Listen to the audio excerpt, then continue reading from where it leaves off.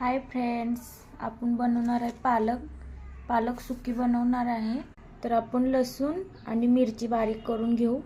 तेल टाकून घेऊ, थोडंसं जिरं टाकू, लसूण मिरची बारीक केले उकळीत ते टाकून घेऊ, एकत्र करून घेऊ। भाजून झालाय, आता आपण पालक धुतलेले ते टाकून घेऊ, मिक्स करून घेऊया आपण।